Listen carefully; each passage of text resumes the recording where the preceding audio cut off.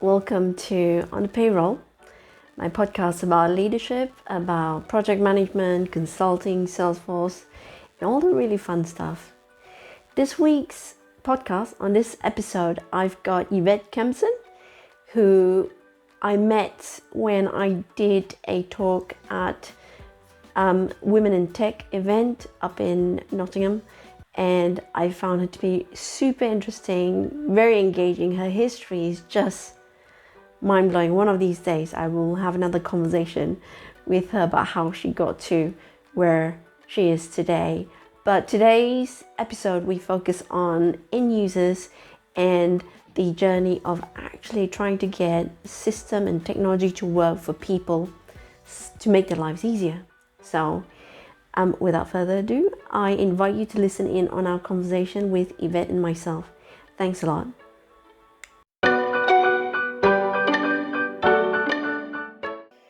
Hello, Yvette. Hello. Welcome to my podcast called On the Payroll. How are you today? Yeah, I'm really good actually. I'm really excited about this session today. It will be my first podcast, so I'm super excited about it. Okay. We met about a year and a bit ago at the Women in Tech. Yeah. God, it seems ages event. ago now. Yes, Yeah. Indeed. And that was when I first met you and I heard your talk and I thought, wow, you have such an interesting career. Tell us a little bit about you. Oh, crikey. Okay, so basically, right from the beginning, I really struggled at school. So, I am dyslexic, and so I struggled with English, maths, arithmetic. I'm a very visual person, and basically, like my careers advice person said, okay, with the skill sets you have and the qualifications you've got, you've got two options. You could be a dog groomer or a fish farmer, which was the kind of two outputs that I had, and as I was allergic to dogs, that meant I could only do one thing, which was fish farming by all accounts, according to my careers advice. But I did have a love for animals, and so I decided to go to uni and do applied animal science. Loved it, absolutely loved being outside, loved being like hands-on with everything, couldn't get any better really. I ended up going through university, did agricultural management, specialising in dairy farming. Went to America, did that for 2 years, came back, still working in agriculture, but I actually wanted a more kind of inside job now. I'd spent a lot of time outside, covered in all kinds of excrement that, you shouldn't probably mention now, but I just wanted a nice job. So I was warm, 9 to 5, there was no 4 o'clock carve-ins or anything. So I started working for a grain merchant.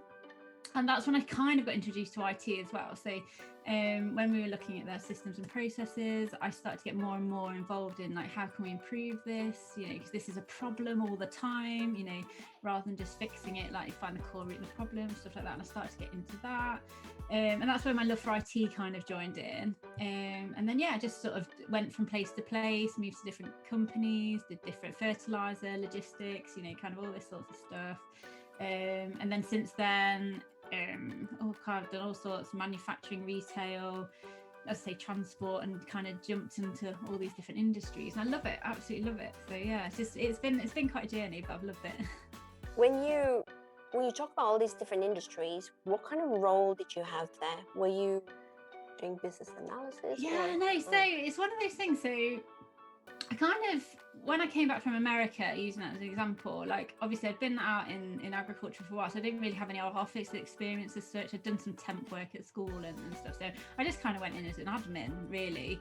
But it was just through my natural inquisitive nature that I then started working with different teams. And at that when I first started, the business analyst role wasn't really known. The project management was kind of different. There wasn't sort of service design or anything like that at the time, so I guess I didn't really have a job role. I was an admin or a logistics clerk or whatever you call it. It was only until I was working for one of the agricultural places where the IT director was actually looking for a business analyst, and it was only because that job role got circulated that I looked at it and I just thought, well, that's what I do every day. That means I must be a business analyst. Do you know what I mean? I didn't know this until that very moment, and it suddenly all became quite clear to me. But yeah, it was a kind of varied roles really. And in in each of the roles I had, I quickly jumped into different roles. Do you know what I mean? So I might have started off as an admin, then I was senior admin, and then this, that, and the other, just because of my skill set, I guess, kind of positioned me in that way.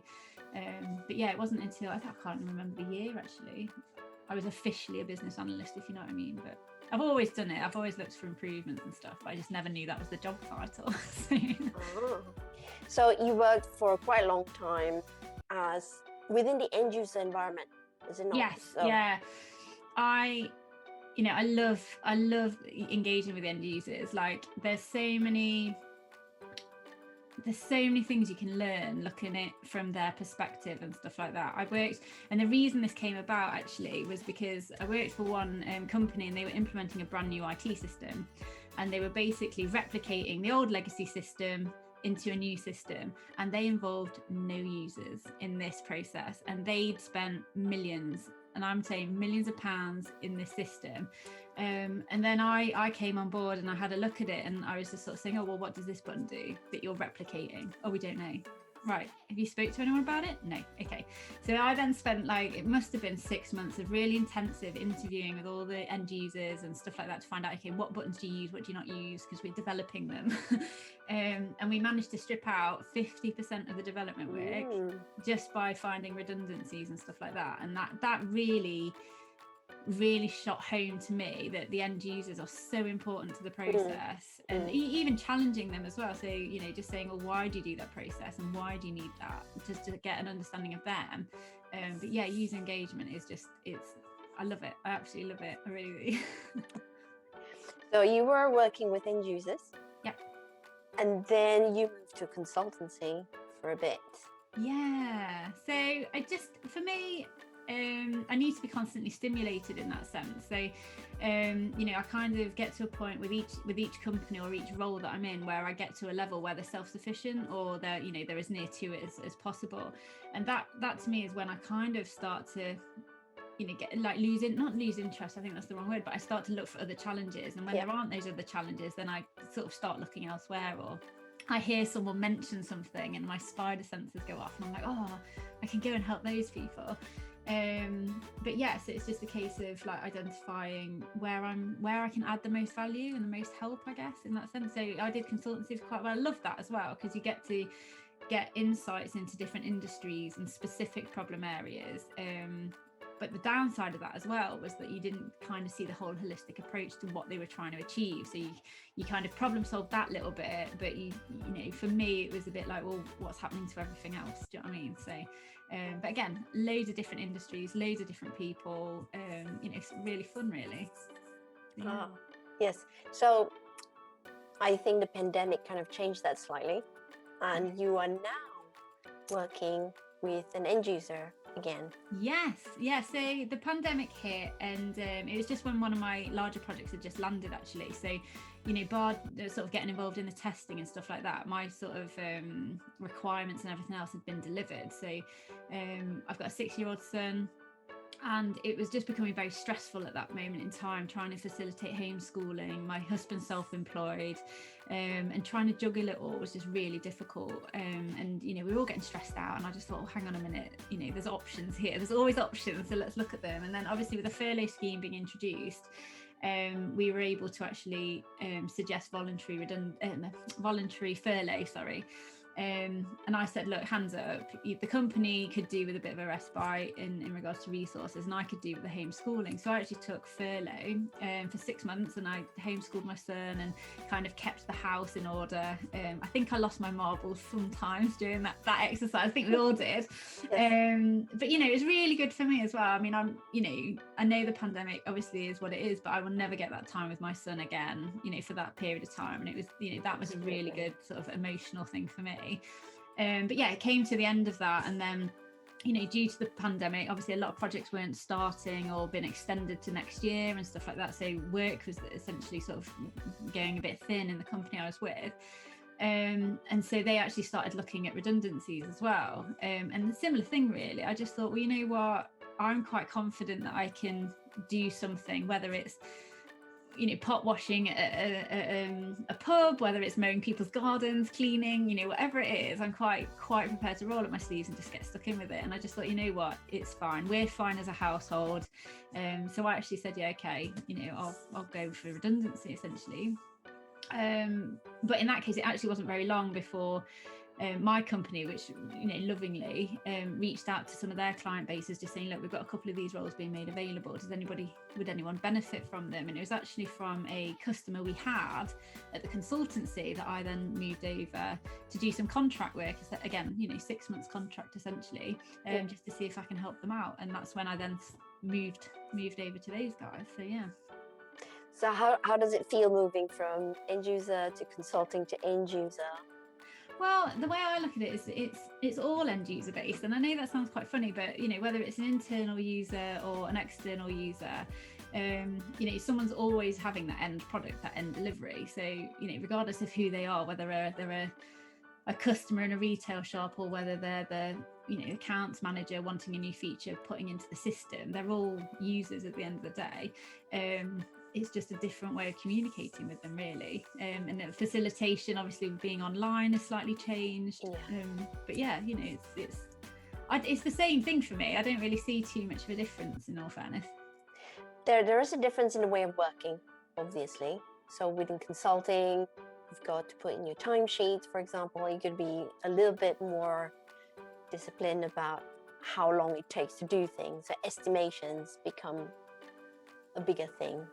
Do you find that? Yeah, not really. So One of the things that I found when I joined this, and it is a relatively small development team, one of the things that I found is that they were, they had not much structure. They weren't really cautious of time because they just thought, okay, we're employed, we get paid our wages, it doesn't really matter. But each development, each delivery is a cost. Like, it still costs something to deliver something. So we still need to be accountable of our time and our charges, whether we're an internal company or an external company. Obviously, if you're a consultant and it's external, it's more focused because that is generating your paycheck at the end of the day. That is what you're accounting your time to and how you're being paid. But in the same instance, I think a lot of people fall under the security of having a regular wage, but they then don't take into account the cost of their time and development. So, when I came in, they'd been spending, 9 months delivering something.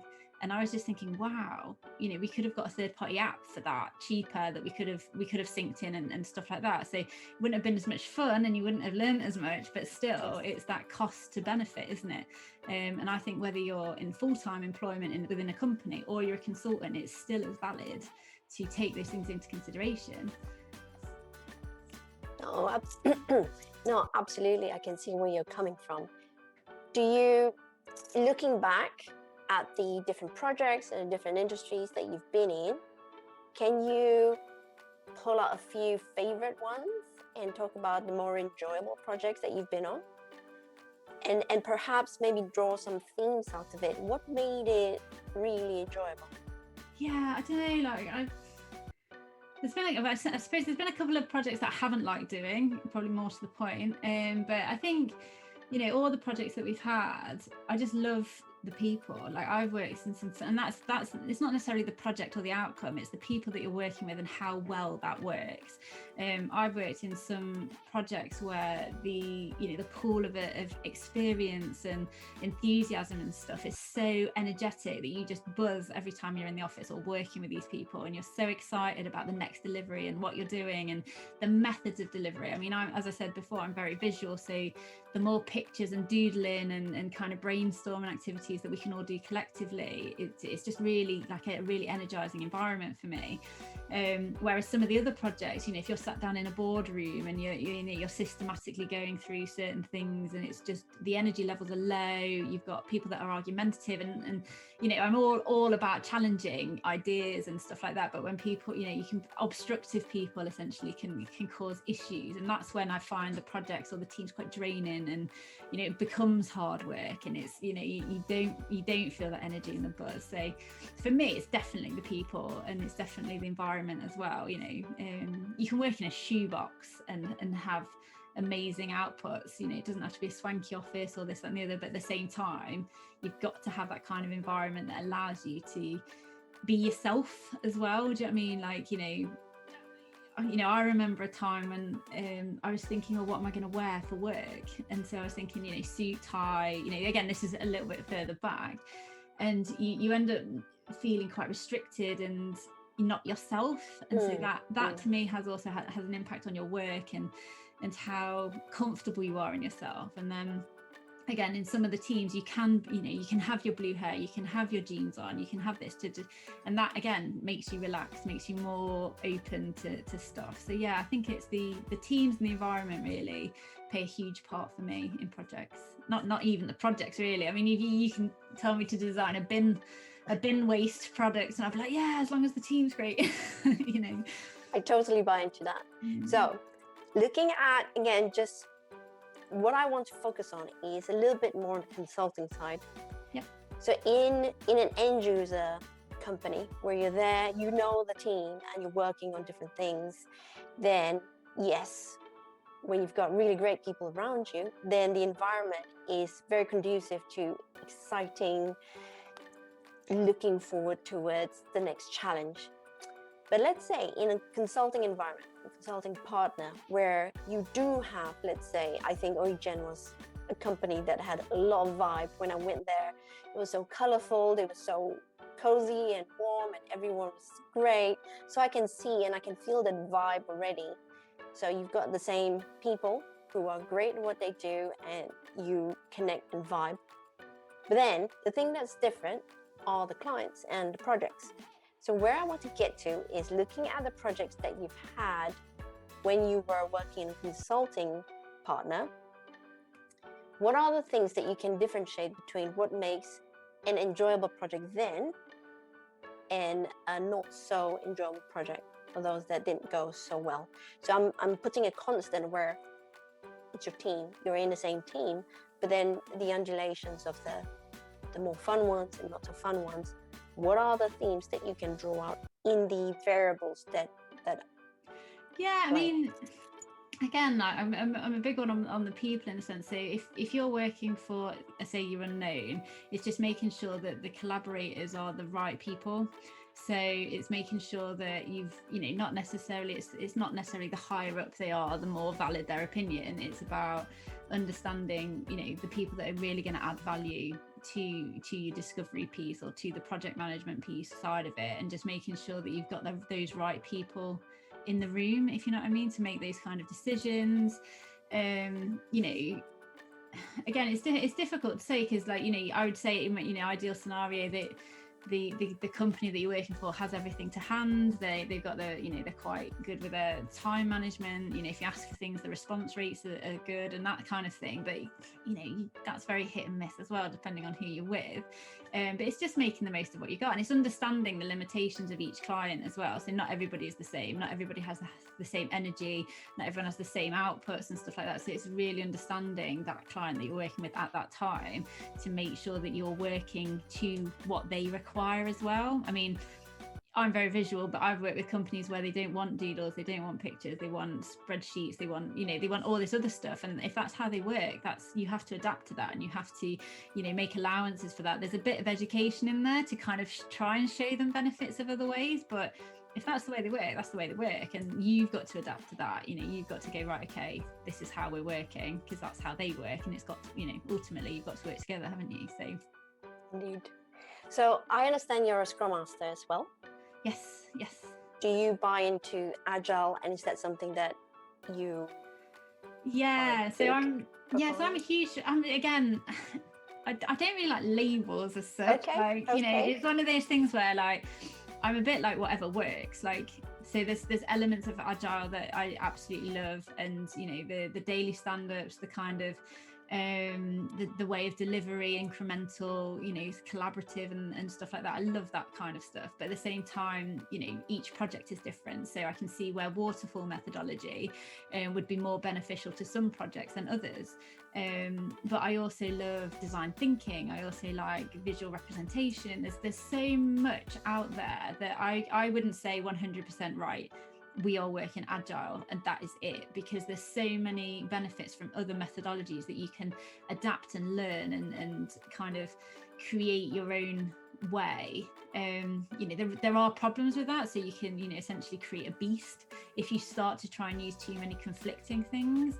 But it's understanding like what bit of that methodology works, what bit can you adapt, and what bit can you kind of is going to fulfill the output of that project, really. So there is so much out there, and again, new terms coming out all the time, new abbreviations coming out all the time. Sometimes I'm like, I need a dictionary just to find out what UX, EX, CX, AX and everything is coming out. But so yeah, there's so much out there. I think it's just finding the one that works for you. If someone said to me, oh, there's an agile project or there's a waterfall project, I would navigate to the agile one anyway, purely because I don't know, that's kind of more in my tune way of working. But at the same time, I would never rule out a waterfall project just because it's a waterfall project, or other methodologies, because they each have their own benefits.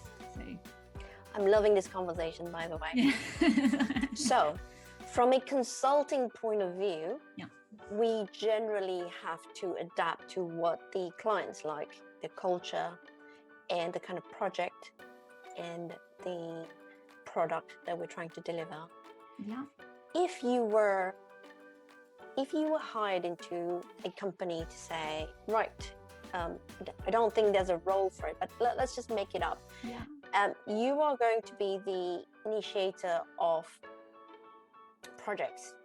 I'd like you to come in, have a look at how we do things, and then tell us what we need to get better at what we do, whatever that might be,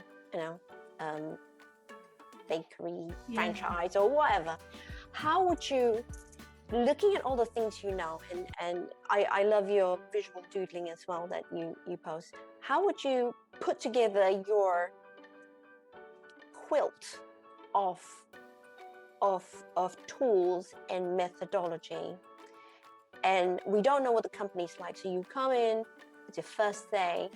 If just talk us through, how would you get to know the company, and how would you think about putting your methodology together to say, right, you are very agile, you're very nimble, let's go this way, or you seem to be quite risk averse and let's do it this way, or how would you work out?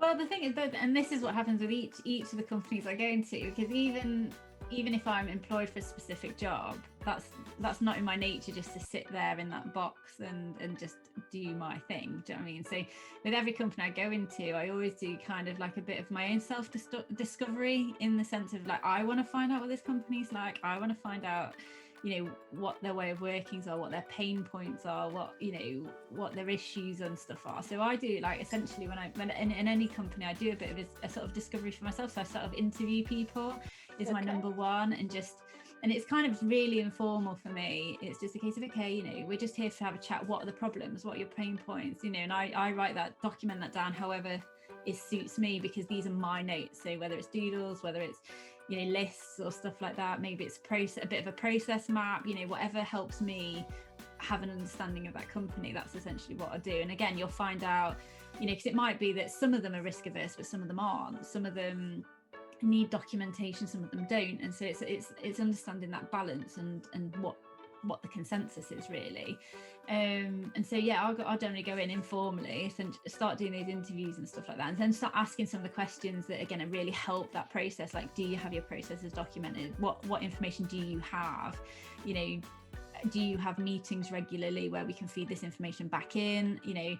How is what are your time constraints like? I am very direct to the point. I know I talk a lot, which but I am very direct to the point. So it's bullet points, bomb, bomb, bomb, this is what we need to achieve. It's not reams and reams of information, because I would rather have that 10-minute conversation than write that 6-hour email to explain something.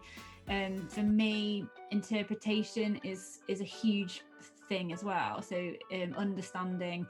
So sometimes it's about getting everybody, taking the time to get the, key stakeholders in a room so that they all understand everybody's pain points as well, because that seems to, a lot of companies often silo themselves and departments silo themselves. So accounts might be absolutely fine and no problems at all, but the sales team might have real problems because of some of the account stuff. And so it's about understanding an overall understanding for everybody to understand, right, we're changing this process because the whole of the sales team have a pain point, you know, and trying to get them on board and kind of understand the process as well. So whichever process you then come to the conclusion of using, it's about then communicating that out to the business, that this is the methodology we're using, this is how we're going to communicate, this is the impact of this, that and the other. And, you know, I generally do like email, essentially bullet point project emails, which is like boom, boom, boom, this is what we're doing this week, worry about this, don't worry about this, you know, sign on, because no one's got time anymore to be sat there reading loads of information. But it's making it relevant in the format that they need it for, in order for the business to continue and for them to continue doing their job role and stuff. So that's what I do generally. Okay. Have you been in a situation, so you talked about one of the challenges is getting everyone to the room and getting everyone to understand or empathize with the pain points that different divisions are encountering. Have you been in a situation where the people are finding it difficult to see eye to eye? And if you've been in those situations, how did you deal with that? Yeah, so I had a pretty big one actually, where I was asked to, the project had already started, it'd already been kicked off, but there'd been no sort of BA involvement. It had just been a case of the stakeholders and the project manager had come up with a solution and they were rolling it out. And there was a few flags that were a bit concerning, which is why I think a BA essentially got dropped in it. And when I had a look at the overall project and the way that they were going to go about it, it was hugely flawed. Like it wouldn't have achieved the goal. It was kind of like putting a band-aid on an open wound that was gushing, you know. It was a bit like, oh, this really isn't going to work. But I could not get that across to the project manager. Everyone else sort of like understood it. Like we kind of went through the whole process of going, okay, if you do all of this, that's fine, but it's not going to achieve X, Y, and Z. But the project manager was just not having it. That was their vision. They were going to implement it. They'd spent loads of time doing all these things and this and that. They weren't going to stop it now. And it was tough. It was really tough. And it was one of those things where, you know, to the point it had to actually get escalated because it's not something that I could resolve myself. And I found that quite challenging myself because I've always been able to resolve these things. And this was the first time it got to a point where we were, you know, it started to get a little bit tit for tat. So if I mentioned something, they would mention something, and I just thought, I'm not like that at all. Any kind of, as soon as it starts getting like that, I back off. But at that point I backed off and then escalated it. And then, you know, when it came to the escalation, then that causes it was a horrible experience because it caused more tension in the sense that, oh, now it's been escalated. But it had to be done because the solution that was going to be put in wouldn't have fixed the problem. So unfortunately we had to go through that pain point, and it did get really nasty. It got, you know, really bad, and it got to the point where even I was like questioning, you know, am I right? Am I doing this? And I took a really hard hit personally on that process because it made me doubt myself. It made me question if others trusted me, you know, that kind of thing. But yeah, it was really painful, but it got escalated. They reviewed it. I actually took myself away from the project at that point because I was just like, even though the solution's wrong, there's no way I can go back in and work with that person. And so they ended up swapping it out. And then they ended up putting the solution that I'd recommended, but it just had to happen that way. Yes. But yeah, you do get it every now and again. And, you know, again, challenging people that have been in the business a long time or have been doing that process for years, trying to get them to change. You know, any sort of change management or conflict is always hard. But it's, you know, you kind of do it in the best way you can, you know, it's in however you can in that sense, you know. So yeah, there's been a few. That one was probably the main one. But yeah, there's always a few. That sounds like that was quite a big thing for you. Yeah, it was huge. Yeah. How has that changed you in the way you think or in the way you work? Yeah, so it was really strange because I'm a really outgoing, positive person, you know, and I'll give anything a go essentially. But it took a while after that for me to actually get my confidence back, and just think, oh, you know, am I right? I got quite anxious about making decisions and stuff like that, and you know, it got to a point where I just thought, okay, you do know what you're doing. And everyone around me was saying it. Everybody was saying, Yvette, you know what you're doing. Look at all these achievements that you've done. Look at all these projects that you've rolled out. You know, it's fine. It's not you. It's just that situation. But you kind of take it personally, I think, sometimes. And I think it got to the point where I kind of had to have a bit of a chat with myself and just sort of say, you know, just let it go. Like, you can't win them all, and you know, you can't be best friends with everybody and stuff like that. You just need to get the job done, and the job did get done, and it was successful. It was just a bit of a painful process. So sometimes you do have to kind of take yourself to one side and you know, kind of validate that you do know what you're doing, give yourself a pat on the back, and just dust yourself off and keep going, really. And then once I honestly had a bit of a chat with myself, it was fine. You know, you're all guns blazing again, and you know, on to the next one. So if you had a time machine, yeah, and you could go back then, but with you as you are now, would you have handled it differently? Would I have handled it different? Like, I don't think anything I could have done could have changed it, but I do think that I would have probably like kind of stepped out sooner. If that's on it, being honest with myself, I would have just said, look, there's obviously a conflict between the personalities here.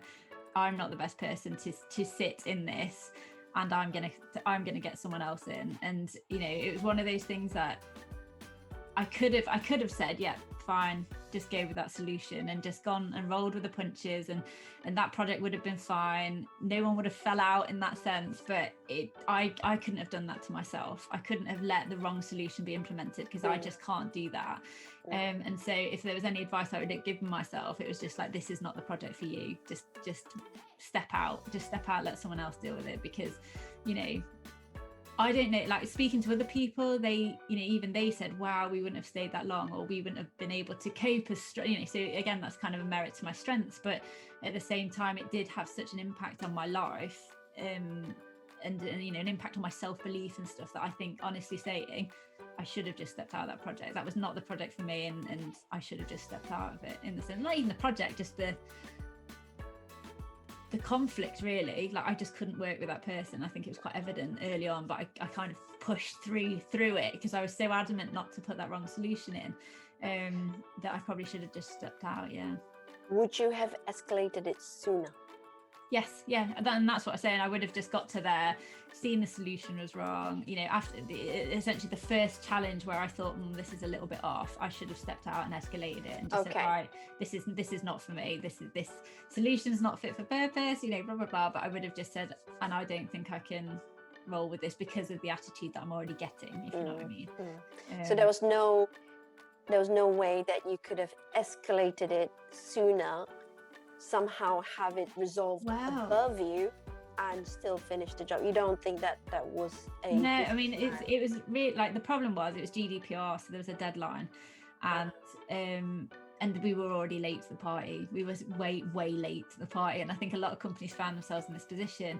And the view was, and this is why I sort of had a bit of a kick, because the view was, well, we know it's wrong, and everybody, you know, people higher up in the business were saying, yes, we agree with you, we know this is wrong, but we're in this situation, what do we, you know, how do we do it? And you know, that for me was a bit like, it was just too late, left it too late. So, you know, with anything, if you get notified something is going to change in the future, whether it's 5 years time, 3 years time, 1 year time, start preparing yourself. And I can't stress this enough, because you will be in a situation where you've got 6 months to implement a 5-year project, and you have to make the best of what you've got. And if that is not going to fix the problem, it's just a bit like, well, you're in this situation, you know. And I find a lot of people do that. They just think, oh, it's not, you know, that's 2023, we don't need to worry about that now. But it creeps up on you, and then it's a problem, and it's a big problem, you know.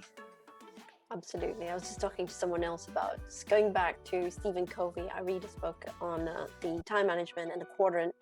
If you leave something that's important but not urgent, and it moves to the urgent and important, and as you say, you run out resources or the time to actually think and plan and put in something robust, then you're in some mess.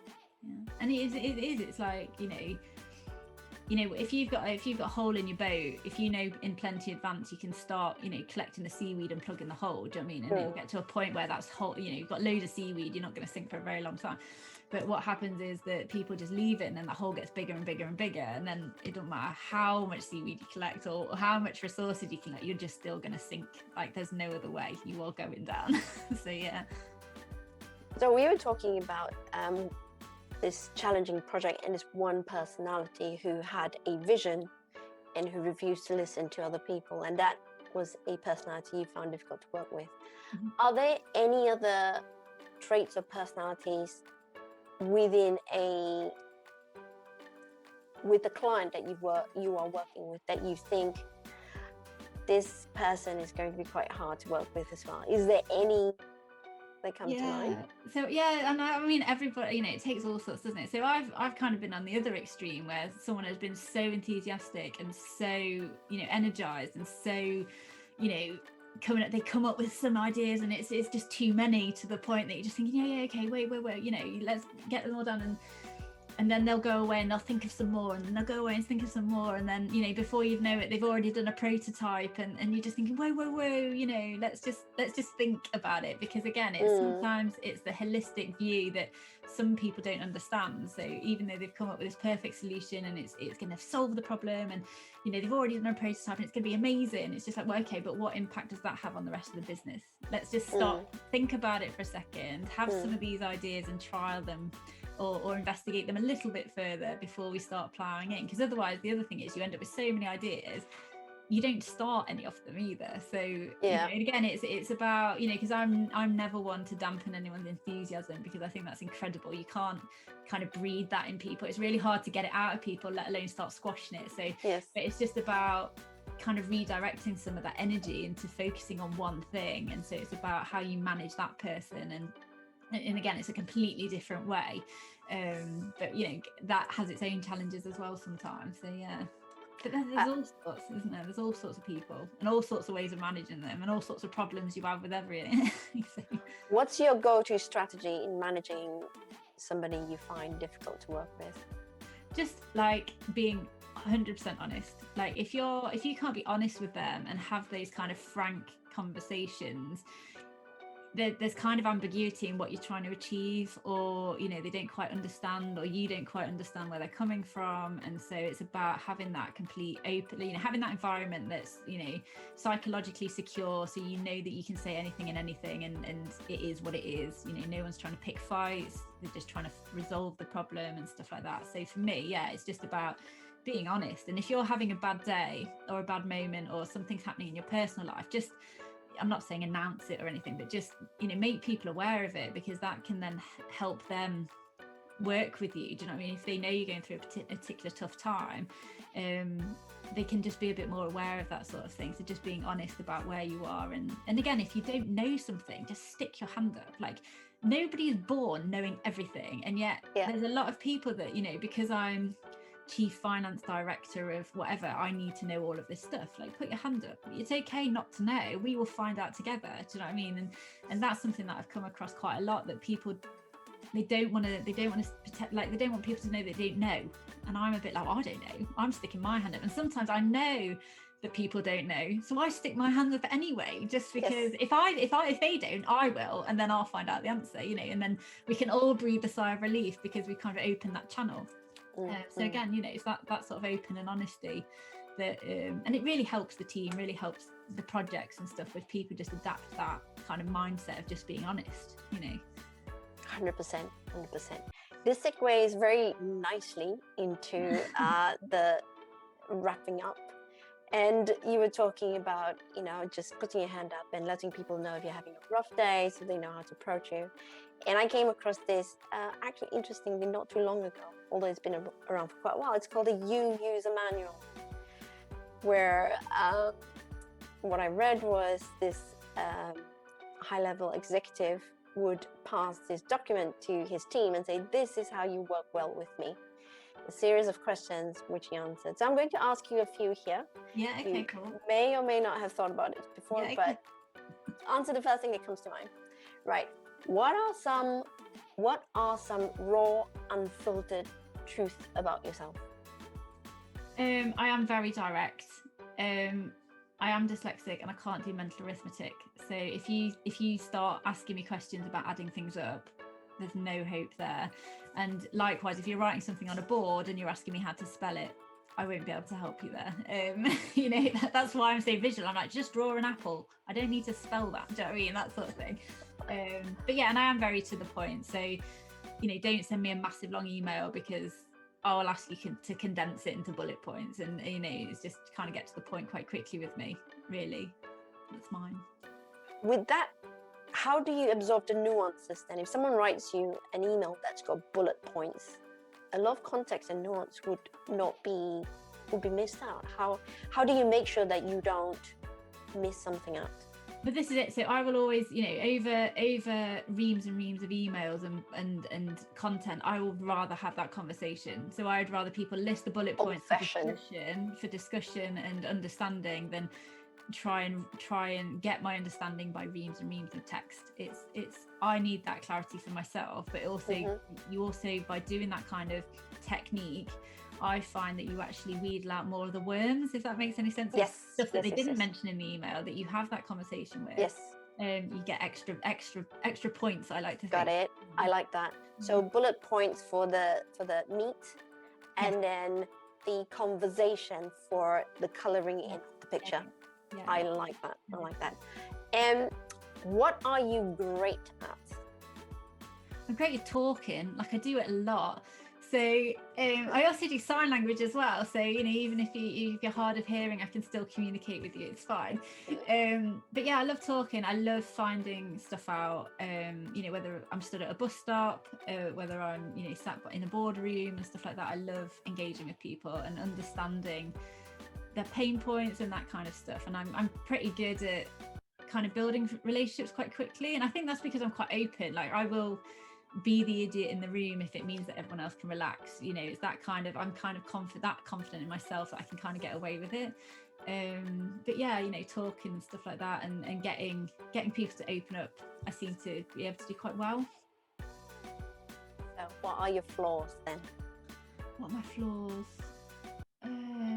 I've got a few.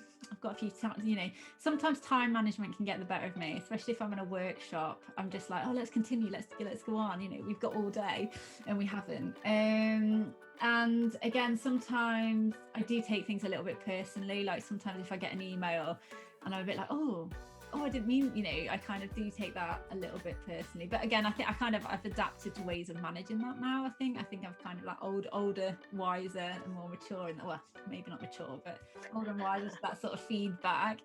And I can be, when I say direct, I can be a bit too direct. And I said, so sometimes it's like, even though I understand that person, it's about, in that reaction, I'll be quite direct with them, meaning no malice or no anything like that. But sometimes that directness can cause a bit of, those people to think, oh, she was a bit sharp or stuff like that. So I always make sure that if that does happen, I always follow it up and just say, look, I'm really sorry, I was time pressured at that moment in time, or I probably take a breath before I respond to certain people, knowing that they probably don't appreciate that directness as well. So that's one of the flaws I think I've got.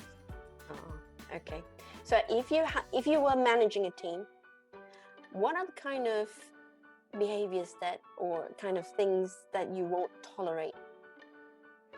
So I value honesty above everything, which I think means that if you lie to me, it can cause a lot of damage. I'd rather someone be completely honest and say that they've absolutely fundamentally messed up than try and lie and hide it, because that just causes more problems than anything. If you've got a problem or an issue, I'd rather you discuss them directly rather than going around the houses. And I'm not a massive fan of CCing people into emails or stuff like that. I'm not very tit for tat like that. And office politics, I can't stand it. I've just got no time for it. And so if you are part of the team, you are open and honest, and you should be able to have those conversations. And if you can't, there is always ways to facilitate that, whether you have someone else in with you or whatever. But yeah, lies, I think lies are a big thing for me, because if I lose trust in somebody, that's a really big thing for me, because I'm either asking you to do stuff or what you're coming back with, I'm always going to second guess. And so trust is a huge thing to build up, very, very quick to destroy though. So yeah. That's true. How do people know when you're stressed? Well, my husband will tell you that I start cleaning. So if I'm stressed at home, you'll see that my house is immaculate, because all of a sudden the kitchen surfaces have to be squeaky clean and stuff like that. Generally, I'll just go quite quiet if it's a high stress environment. In the sense I've got a lot on, I will just kind of zone out and focus a lot more and kind of drone on that way. But yeah, that's it really. I always make time for people. So, if they see that I'm being a bit quiet or whatever, it doesn't mean that that's it, you can't talk to me and stuff. But I think that's probably the key indicator, is just saying if I go off the radar a little bit, it's probably because I've got quite a lot on. But I am very, very secure in myself to tell people if I've got too much on as well. So if I'm saying, look, this is too much, it gets to a point where I'm working too many hours, I'm really stressed, I'm not sleeping well. We've all been there with certain projects, I think. It's about putting your hand up and delegating and just saying, actually, I'm really stressed right now, can anyone help me? Whether it's the admin clerks, or anybody in the business. Anyone help me? And I think that's a good thing to be able to do. And it's quite hard to do that as well, to admit that you're stressed or that you're overloaded and then delegate it out. And sometimes you have to, otherwise you're just going to be stressed and stuff all the time, which is not beneficial to anybody. So that's true. Okay, final questions. Yes. What's the thing that's currently exciting you at the moment, whether it's personal or work? What are the things that you're constantly thinking about, that you're looking forward to? Wow. We were thinking about this the other day, actually, because I think COVID had a huge impact on our goals. And I know that might sound silly, but we had all these goals for this year. We were going to do this, and we're going to go on holiday, we're going to go and see my dad in Cyprus and all of this stuff. And then COVID hit, and then it kind of just said, right, you're not doing any of that. So we're a bit goalless for a while. And I think we were all thinking, it's going to end soon. And now the end is in sight. We had this discussion actually the other night, me and my husband and my son, just saying, okay, what goals should we reset? Because at the moment we're not looking forward to anything bar COVID ending and actually seeing people. True. We haven't really got anything engaged. So we started planning the other day, and there's things like, and I think with COVID, it is the luxury of being able to see your family, seeing your friends. Like we're planning a trip to go down and see my brother, who's in Southend, and he's got a big garden, so we're thinking about the camping down there and making a bit of an event of it. We've got a festival that we're hoping the tickets are going to come back on, but again, we're just thinking, do we extend that till next year? So again, there's still a bit of ambiguity of what we can be excited about, but we're definitely getting excited about just some of the things we probably took for granted before, like seeing friends and family, having barbecues, just having nice times out of the house. Things that the main. No, absolutely. Okay, Yvette, thank you very much. It has been so fun talking to you and listening to how you got here, and specifically focusing around the business analysis part of implementing software. Yes. Whether it's from an end user point of view or a consulting point of view, and your insights throughout have been very valuable. And I think that a lot of the listeners will find a huge amount of value just listening to your journey from fishery. Yeah, all sorts. Honestly, I could tell you there's so much in my head. I could just wow you with my really random knowledge. Not necessarily useful, just random. No, it's been absolutely fun. Thank you very much, Thank you so much for having me, Pei. It's been wonderful. Fantastic. Thank you. Okay. Take care. Bye.